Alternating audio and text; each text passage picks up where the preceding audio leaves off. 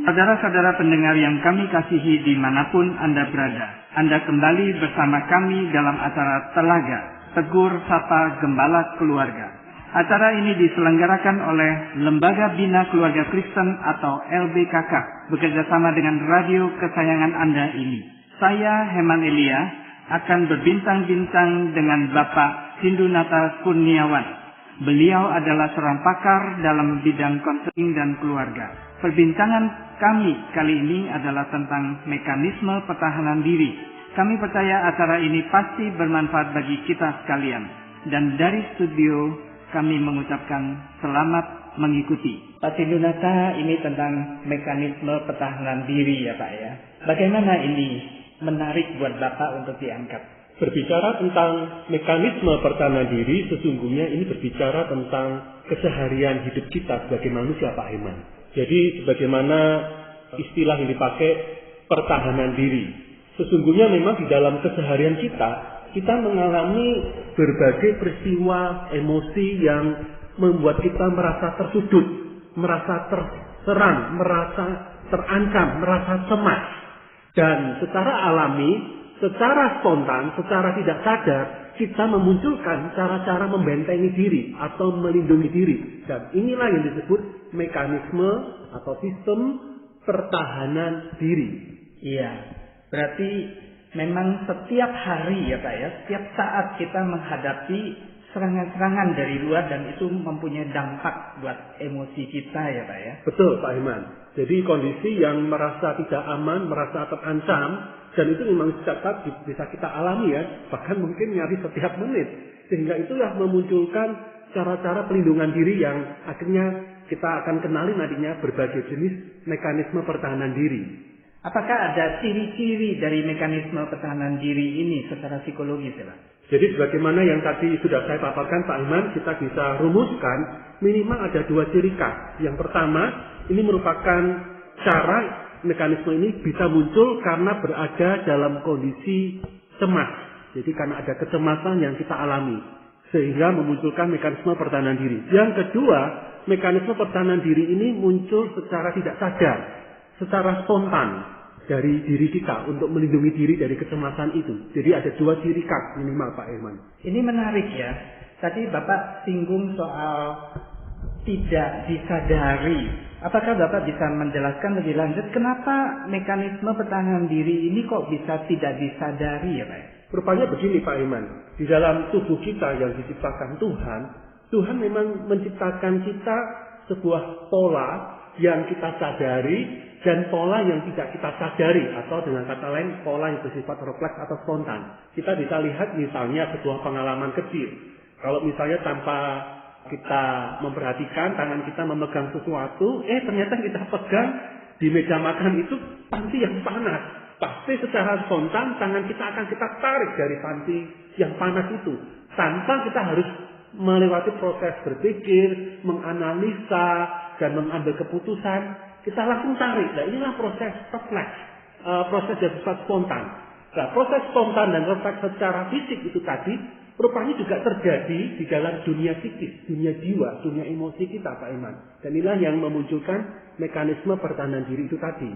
Jadi ini terjadi secara otomatis dan ini terjadi di dalam emosi kita. Emosi yang utama yang muncul itu emosi cemas ya Pak ya? Betul Pak Iman. Jadi memang bicara tentang emosi cemas ini mungkin kita bisa ingat satu peristiwa pertama yang dicatat dalam Alkitab. Manusia mengalami kecemasan dan ketakutan itu waktu ada di Taman Eden. Seperti apa itu Pak?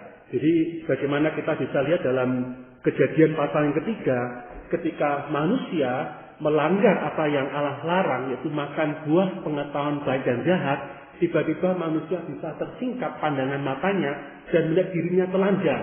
Dan ketika dia menyadari diri telanjang, dia langsung muncul rasa malu, rasa takut, rasa tidak nyaman. Dan itulah dia langsung refleks memunculkan cara perlindungan diri secara fisik, yaitu dengan cara menutupi dengan kejauhan, bersembunyi di belakang pepohonan. Dan itulah sebenarnya saya lihat sebagai asal muasal mekanisme pertahanan diri itu mulai muncul. dalam bentuk peristiwa itu. Dan itu pun masih berlanjut Pak Iman kalau kita lihat dalam Kejadian pasal yang ketiga itu. Jadinya saya sekarang ini bisa membayangkan bagaimana besar rasa takut Adam dan Hawa di Taman Eden seperti yang Bapak ceritakan tadi ya Pak ya. Ya benar Pak Iman. Jadi memang Adam dalam posisi merasa takut. Dan itu terlebih lagi Pak Iman ketika Tuhan memanggil Adam dan bertanya, "Di manakah engkau?" Adam kemudian menjawab, "Ketika aku mendengar engkau ada di dalam taman ini, aku menjadi takut karena aku telanjang. Sebab itu aku bersembunyi." Kemudian Tuhan bertanya, "Loh, siapa yang memberitahu kepadamu bahwa engkau telanjang?" Kemudian Tuhan juga melanjutkan, "Apakah engkau makan dari buah pohon yang kularang itu?" Maka Adam menjawab, "Perempuan yang kau tempatkan di sisiku, dialah Tuhan yang memberikan buah pohon itu sehingga aku makan." Nah, disinilah Pak Iman muncul secara kentara sekali satu bentuk perlindungan diri yang refleks karena rasa takut dan cemas. Ada memakai cara mekanisme pertahanan diri dengan cara mengkambing hitamkan Hawa. Kira-kira apa dampak atau hubungan antara yang terjadi di Taman Eden itu dengan mekanisme pertahanan diri yang terjadi di dalam keseharian kita?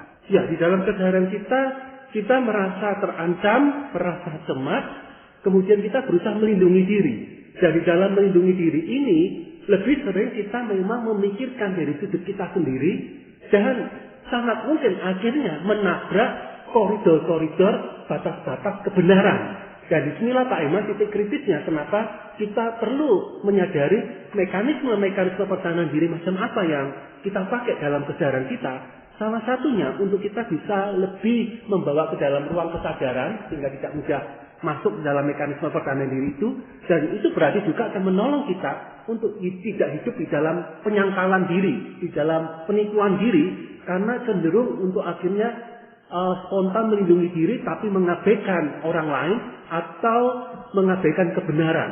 Jadi mekanisme pertahanan diri kalau kita pakai terlalu sering, maka kehidupan kita menjadi kehidupan yang kurang ada integritasnya. Tadi Bapak juga menyebutkan bahwa ini ada kecemasan ya Pak ya? Betul. Nah kemudian juga kecemasan ini membuat kita melakukan pertahanan diri dengan menipu diri. Bapak ada bilang seperti itu? Betul. Apakah Bapak bisa jelaskan bagaimana kok kecemasan bisa kemudian muncul dalam bentuk menipu diri? Karena kecemasan itu membawa kita dalam kondisi tidak siap untuk menghadapi fakta kebenaran. Bagi kita kebenaran itu terasa menyakitkan, terasa menekan. Dan kita tidak siap sebagaimana seperti Adam ketika dia ditanya, "Adam, di manakah engkau? Adam, apakah engkau makan buah ini?" Adam langsung cemas, dia takut dihukum. Iya. Takut mendapatkan sanksi dari Allah. Sehingga secara alami kecemasan itu dia melindungi diri. Daripada aku yang salah dan kena hukum, lebih baik aku kambing hitamkan Hawa istriku itu. Dengan cara itulah aku bebas dari sanksi itu. Kecemasanku jadi menurun. Sehingga aku bisa bertahan hidup dengan cara perlindungan diri yang menyalahkan orang lain ini. Saya jadi setuju ini karena saya membayangkan keseharian saya Pak. Jadi memang benar ya. Setelah Bapak jelaskan ini baru saya sadar bahwa seringkali saya merasa mempertahankan diri saya karena saya merasa takut dihukum. Lalu saya mencari-cari berbagai alasan ya Pak ya. Betul, itu salah satu bentuk mekanisme pertahanan diri. Mencari-cari alasan. Yang nanti kita akan kenali itu dalam bentuk namanya diantaranya rasionalisasi. Tapi tidak semuanya dalam bentuk mencari-cari alasan, tapi ada juga dalam bentuk yang lain yang nanti kita akan bahas Pak Iman. Nah, seperti apa itu mungkin Bapak bisa mulai menceritakannya. Soalnya tadi ada kambing hitam, lalu Bapak sebut rasionalisasi. Ada berbagai jenis bentuk mekanisme pertahanan diri. Yang pertama dan yang paling dasar itu disebut represi Pak Iman. Seperti apa itu Pak? Ya, jadi represi ini dari kata memang bahasa Inggris repression itu merupakan bentuk cara pelindungan diri di mana kita menekan dorongan-dorongan yang memunculkan rasa bersalah. dalam diri kita. Ada contohnya mungkin, Pak. Jadi misalnya sebagai seorang anak kecil ya, sebagai seorang anak kecil kita dididik untuk tidak boleh menjadi orang yang brutal, yang melakukan kekerasan, yang mau pukul orang, mau mengambil barang orang, marah-marah. Kita pasti sejak kecil secara alami lebih banyak dilarang, dihambat, bahkan dihukum oleh orang tua kita kalau kita brutal dan melakukan kekerasan. Atau mungkin berkenaan dengan ekspresi seksual. Kita ingin tahu, kita ingin mengumbar hal-hal yang berkaitan dengan nafsu, dorongan-dorongan biologis, dorongan-dorongan yang akhirnya kita menyadari dari orang tua dan orang kita itu berdosa, itu tidak baik, itu nakal, itu jahat. Nah, dalam cara itu, maka akhirnya muncul bahwa kita bahwa itu salah, bahwa itu berdosa, sehingga kita tidak akan mewujud nyatakan dan kita tekan dalam ruang bawah sadar kita, Pak Iman.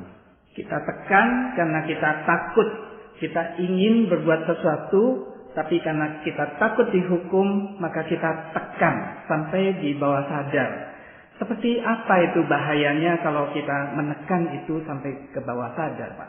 Menekan dorongan-dorongan itu ke dalam alam bawah sadar kita menjadi tidak lagi disadari, itu memunculkan kemungkinan dalam bentuk 3 hal, Pak Iman.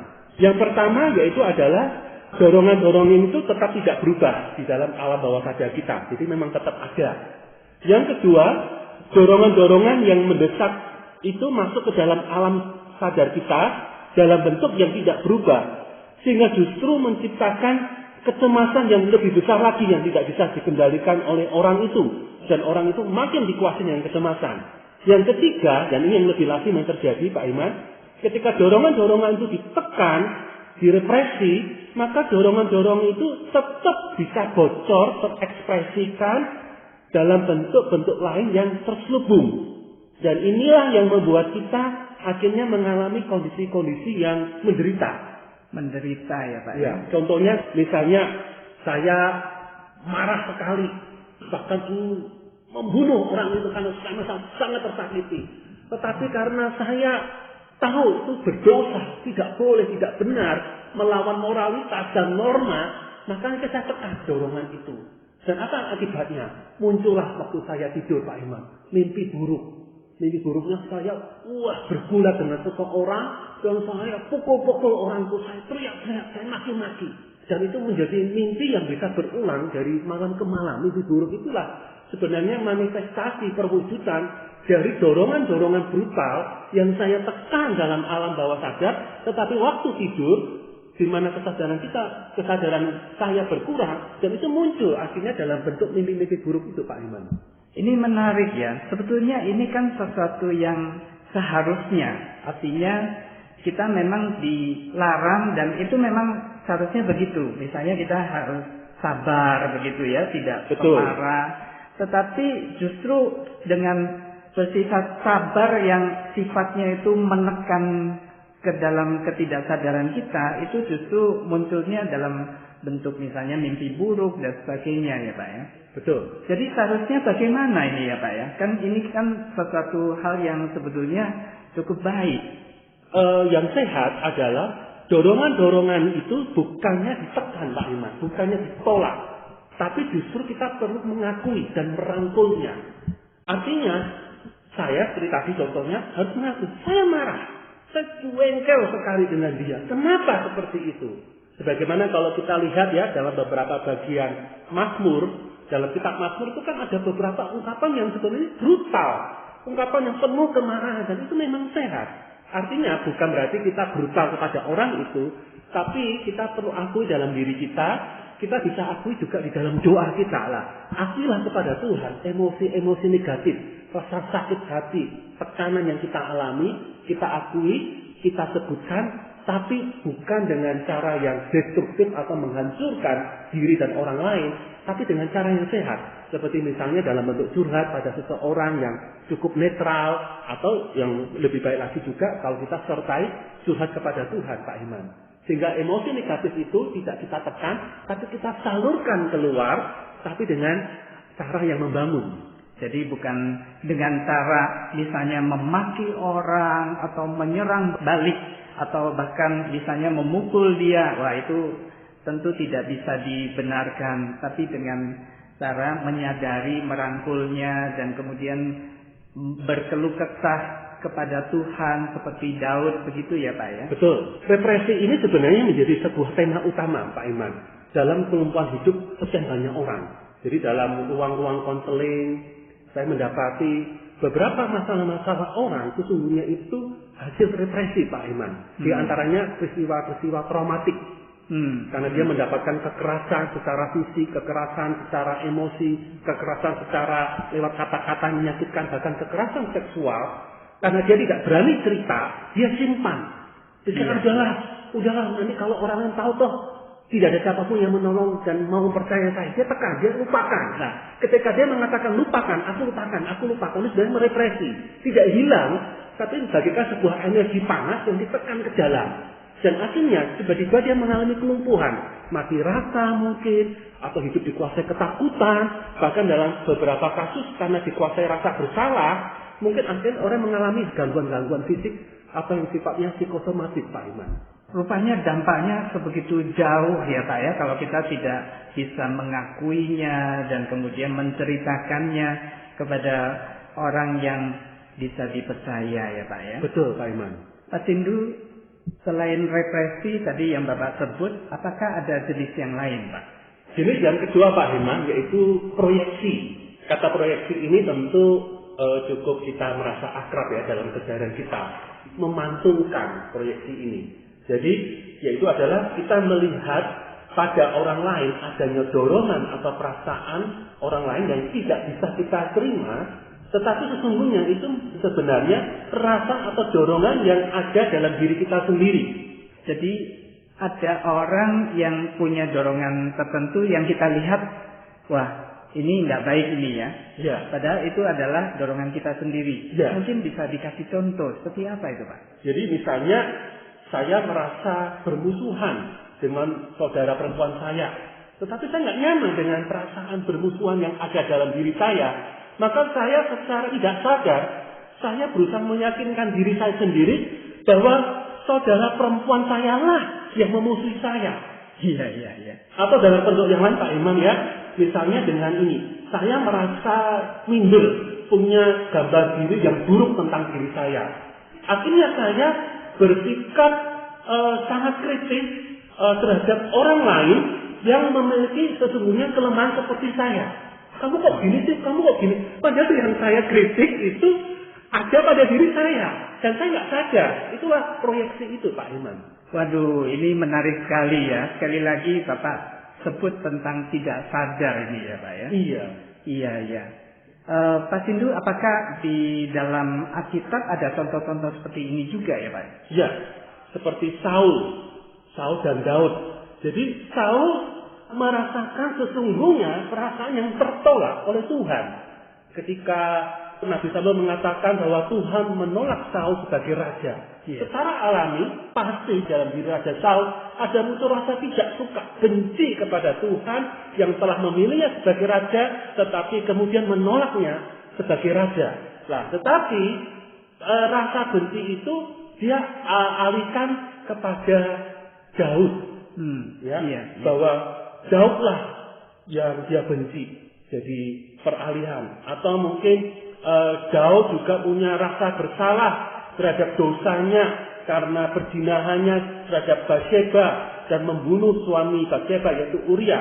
Maka ketika kemudian Nabi Nathan memberikan gambaran ilustrasi cerita kisah tentang seorang kaya raya yang merebut satu-satunya domba dari orang miskin, langsung Raja Daud bangkit dari tahtanya dengan penuh kemarahan. Dia berkata kepada Nabi Nathan, bunuhlah orang kaya itu. Yang sesungguhnya itu adalah dirinya sendiri. Dan inilah proyeksi yang terjadi nyata yang tercatat dalam kitab suci, Pak Iman. Wah iya, ternyata proyeksi ini juga menjadi bagian keseharian kita ya Pak ya? Iya Pak Iman.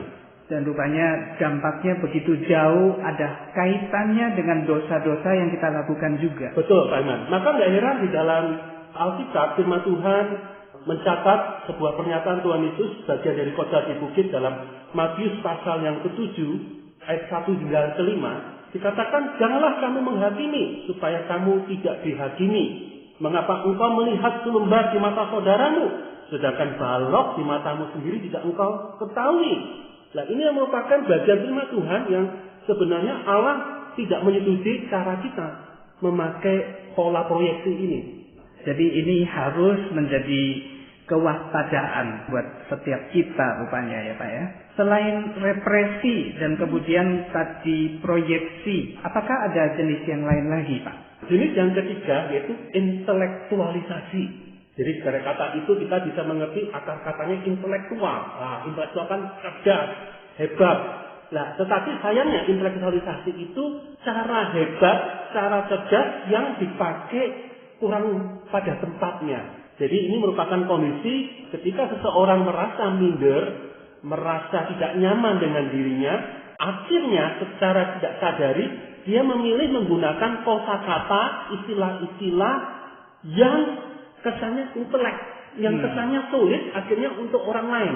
Jadi kesannya begitu ilmiah sehingga orang lain tidak mengerti apa yang dikatakan dan orang lain langsung, wah ini orang hebat ya. Dan itu sebenarnya intelektualisasi cara orang itu melindungi diri dari kecemasannya itu Pak Iman. Memberi kesan tertentu ya Pak ya? Ya, bahwa misalnya itu kalau dalam kasus dunia pelayanan Pak Iman ya, saya juga mengalami ketika berkhotbah di masa-masa tahun-tahun awal sesudah dalam pelayanan firman, karena merasa nggak bisa berkhotbah dengan sebaik senior-senior, akhirnya dalam khotbah saya memunculkan istilah-istilah teologi yang sulit. Dan orang merasa mungkin, wah hebat ya, mungkin. Tapi orangnya tidak merasa kesulitan dengan mendengar khotbah saya, tapi saya merasa terlindungi dengan jargon-jargon teologi sulit yang saya ucapkan dalam khotbah-khotbah saya. Dan inilah sebenarnya intelektualisasi yang sedang saya pakai. Saya merasa ini banyak terjadi di keseharian kita. Dan ini Pak Iman ya, intelektualisasi ini sesungguhnya akan menghambat kita Pak Iman untuk bisa berempati dengan orang lain. Jadi kalau kita terlalu dikuasai kecemasan sehingga kita memakai cara intelektualisasi, sesungguhnya membuat kita dalam posisi lebih tinggi dari orang lain dan itu membuat orang lain merasa lebih rendah dan kita sesungguhnya sedang tidak melayani orang itu, tapi melayani diri kita sendiri. Jadi dengan kata lain, intelektualisasi itu berlawanan dengan roh melayani, dengan jiwa seorang hamba, jiwa melayani. Jadi kalau kita memang mau bertumbuh makin dewasa di dalam kehidupan kita, memang intelektualisasi itu perlu kita sadari kecemasan itu dan kita hindari memakai jargon-jargon yang sulit supaya kesannya hebat di depan orang lain. Apakah saya boleh simpulkan begini Pak Sindu, bahwa mekanisme pertahanan diri itu ada kaitannya dengan dosa kita, keberdosaan kita? Betul Pak Iman. Kadang keberdosaan kita itu jadi dorongan awalnya, amunisinya, energinya, sumber bahan bakarnya itu keberdosaan kita Pak Iman. Dan repotnya lagi ini tidak disadari terjadinya. Betul. Dan yang kedua, kondisi yang memungkinkan mekanisme pertahanan diri ini subur adalah ketika kita masih berkubang dengan dosa itu. Masih berkubang dengan gambar diri yang buruk. Dengan gambar diri, identitas diri, jati diri yang belum memberi diri untuk menjadikan Kristus sebagai pusat hidup kita dan memperbarui hidup kita. Dan dampaknya rupanya kemana-mana ini ya. Betul. Jadi sesungguhnya ketika kita bertumbuh makin serupa dengan Kristus, bertumbuh secara rohani, secara emosi, mekanisme pertahanan diri itu dengan kata lain Pak Iman akan makin lama makin menyusut. Karena kita akan menjadi diri yang lebih cair, lebih apa adanya, tanpa harus melindungi diri dengan cara-cara yang spontan itu yang sebenarnya menutupi akar ketakutan, kecemasan, rasa tidak percaya diri kita itu Pak Iman. Jadi yang tadi Bapak sebut kalau soal represi, maka cara yang lebih sehat adalah mengakuinya, merangkulnya, dan kemudian kalau bisa menceritakannya kepada orang yang bisa dipercaya. Betul Pak Iman. Selain represi tadi, lalu sekarang ini dengan proyeksi dan intelektualisasi, apakah cara yang lebih sehat itu cara yang sama? Ya, bisa dengan demikian Pak Iman. Poinnya adalah pertama memang kita perlu berangkat dari kesadaran diri. Oh ya, saya cemas, saya minder, saya merasa tidak berdaya, saya merasa lemah. Kenali perasaan-perasaan itu, kenali pikiran-pikiran itu dan terimalah apa adanya bahwa saya demikian. Jadi berangkat dari penerimaan diri. Dengan dari penerimaan diri ini kemudian hari kita membangun cara gambar diri yang sehat. Maksudnya bahwa saya berharga bukan karena saya tampil hebat di mimbar, saya berharga bukan karena saya dipandang lebih dari orang lain, tapi saya berharga karena saya dicintai Allah. Jadi mengadopsi gambar diri yang baru sesuai dengan kasih karunia Allah itu. Dengan cara kita bisa berdamai dengan diri sendiri, secara alami kecemasan kita itu akan lebih menyusut. Dengan diri sendirinya berarti cara intelektualisasi dan proyeksi itu akan lebih teredam, lebih menguat, Pak Iman. Apakah ada ayat firman Tuhan yang bisa mendasari pembahasan kita pada hari ini? Ya, saya bacakan Pak Iman dari 2 Korintus pasal 13 ayat yang kelima. Ujilah dirimu sendiri. Apakah kamu tetap tegak di dalam iman? Selidiklah dirimu. Apakah kamu tidak yakin akan dirimu bahwa Kristus Yesus ada di dalam diri kamu? Sebab jika tidak demikian, kamu tidak tahan uji. Jadi perikop ini dan juga surat 2 Korintus ini menceritakan kondisi di mana jemaat Korintus dalam kondisi iman yang terombang-ambing, mudah diombang-ambingkan oleh pengajaran yang keliru. Mereka melakukan penolakan kepada Paulus sebagai rasul yang melayani mereka dan menegaskan pentingnya menguji diri. Kata menguji diri juga perlu kita lakukan, Pak Iman. Seperti yang tadi sudah dipaparkan. Mari kita kenali titik kecemasan apa, ketakutan apa, rasa rendah diri apa, rasa tidak aman apa yang kita alami. Mari kita uji diri, kita kenalkan diri kita itu seperti apa. Dan kemudian mari kita jadikan Kristus sebagai sumber rasa aman, sumber penerimaan diri kita, sumber kita untuk bisa merasa damai. Karena penerimaan Dia, karena gambar diri yang baru Dia berikan, sehingga itu membawa kita untuk menjadi diri yang lebih apa adanya. Terima kasih Pak Sindunata. Para pendengar sekalian, terima kasih Anda telah mengikuti perbincangan kami dengan Bapak Sindunata Kurniawan dalam acara Telaga, Tegur Sapa Gembala Keluarga. Kami baru saja berbincang-bincang tentang mekanisme pertahanan diri. Bagi Anda yang berminat untuk mengetahui lebih lanjut mengenai acara ini, silakan menghubungi kami lewat surat. Alamatkan surat Anda ke Lembaga Bina Keluarga Kristen atau LBKK, Jalan Cimanuk 56 Malang. Anda juga dapat mengirimkan email ke alamat telaga@telaga.org. Kami juga mengundang Anda untuk mengunjungi situs kami di www.telaga.org. Saran-saran, pertanyaan, serta tanggapan Anda sangat kami nantikan. Akhirnya dari studio kami mengucapkan terima kasih atas perhatian Anda.